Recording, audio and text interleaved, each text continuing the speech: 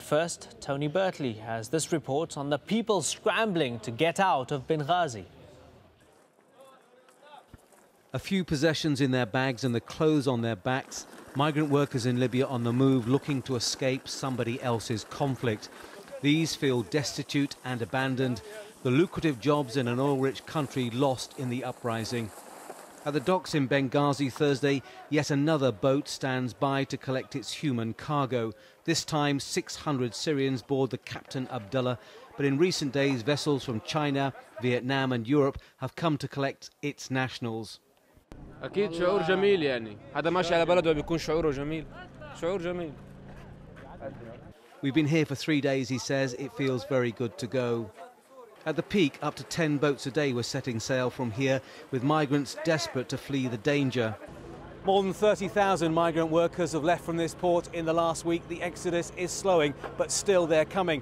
Countries from all over the world have remembered their nationals, but there are a few, that have been forgotten.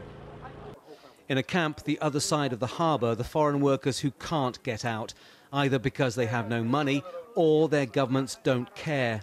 Many country people here, Indian, China, Turkey, but all people go back. But our Prime Minister is no helping. They survive because of handouts and donations from Libyans, but it's a basic existence. The problems for these men are compounded by the fact they haven't been paid by their company, and that's hurting their families back home. In some cases, literally dropped everything, including their documents in some cases. So they're travelling home empty-handed. Many are through remittances are supporting quite sizable families back home. And so it's going to have a huge knock-on effect.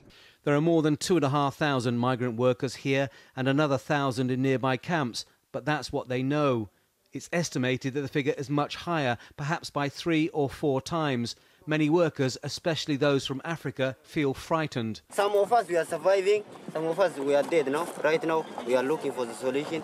That solution is being provided by international organisations now arriving in Benghazi. Most in this camp will be repatriated in the coming days or weeks, but there are still pockets of Indians, Filipinos and Africans unaccounted for, and for now there is nothing to do but wait and hope the violence doesn't return. Tony Bertley, AlJazeera, Benghazi. One of Gaddafi's sons, Saif al-Islam, has been the public face of the regime since the unrest began. He has accused the international media, including us, AlJazeera, of blowing the crisis out of proportion. In an interview with Anita McNaught, he repeated the allegation, claiming the West was trying to take over Libya's oil. We have money in Switzerland. It's a joke. Please, come on. We are not kids. Stop fooling us. We have no money outside.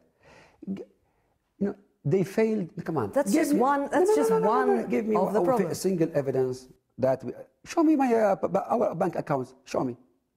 Second, the bank show accounts. Me that. No. Show but me that's the least of your problems. Your diplomatic immunity has been taken away. You can't even travel listen, like you used to. The West, we know them very well. When you are strong, you know, they run after you. They are like, you know, they're like cats. If you are weak, they want to be like tigers.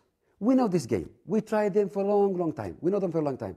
The West, the Americans, the NATO. Come on, we don't pay attention to them. Please, come on.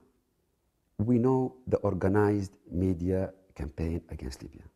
We know this very well. This country will survive. I know they want to split the country. They want to destroy it. They want to control its assets. It's a very rich country, small population. This will not happen. So we tell those people, be happy.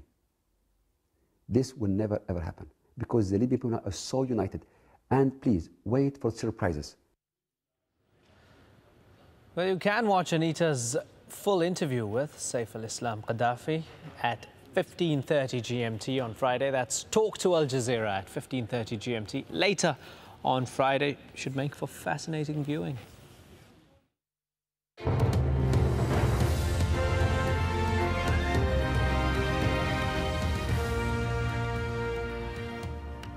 Now, 6 women have been killed in Côte d'Ivoire during a rally for Alassane Ouattara, the internationally recognized winner of November's elections. Witnesses say security forces loyal to President Laurent Gbagbo gunned the women down in a northern district of Abidjan. Bernard Smith's report contains some graphic images which you may find disturbing. Shot dead here as they prepared to protest against the Côte d'Ivoire's incumbent president, Laurent Gbagbo. The victims were at least 6 women, part of an all-female demonstration, say witnesses, that thought their sex would make them safe. It's another sign that this country risks tumbling back into civil war. Our mothers went out to march peacefully. Then we saw Gbagbo's tanks. They came and opened fire on the old women, killing at least 6 on the spot. And this mortuary in Abobo, a suburb of Abidjan, is full. The 50 bodies delivered in the last 5 days have been piled on the floor. More bloody proof of the escalating violence between troops loyal to Gbagbo and supporters of Alassane Ouattara. The UN endorsed Ouattara's victory in November's election, but he remains holed up in an Abidjan hotel. Foreign delegations shuttle back and forth, but there's little progress. No amount of prodding and cajoling from the international community has managed to shift Gbagbo from the presidency. He still controls the military, though it's not known how much cash he still has to pay them. But Gbagbo can count on his protégé, Charles Blé Goude, to whip up the self-styled young patriots. In the west of the country, rebels have wrested control of a small town from pro-Gbagbo forces, another sign of deteriorating security. And according to the UN, electricity and water supplies to the north of Côte d'Ivoire have now been cut. Most of Ouattara's support comes from here. So far, at least 130,000 people have been forced to flee the violence in Côte d'Ivoire. Almost 400 people are known to have been killed. Diplomats think the real number is much higher. Elsewhere in the world, recently, governments have been brought down by figures far less dramatic than that. Bernard Smith, AlJazeera. Yusuf Ubamba, Côte d'Ivoire's ambassador to the United Nations, joins us now live from New York. Thanks a lot for joining us, sir. You've used the word genocide often, and you've used it again in the past 24 hours, calling the situation in Côte d'Ivoire an unfolding genocide. How do you qualify that? Yes. Actually, your reports has shown the brutality of the Gbagbo regime. And could you imagine today and the 21st century, despite the high priority given to women on the international agenda, I just want to recall the landmark United Nations resolution number 1325, adopted in 2000, entitled Women, Peace and Security. Despite that, today we have witnessed the brutality of Mr. Gbagbo. Understood that there's brutality, but does that necessarily mean genocide, which is the specific attempt to wipe out a people? Yes, of course. Exactly.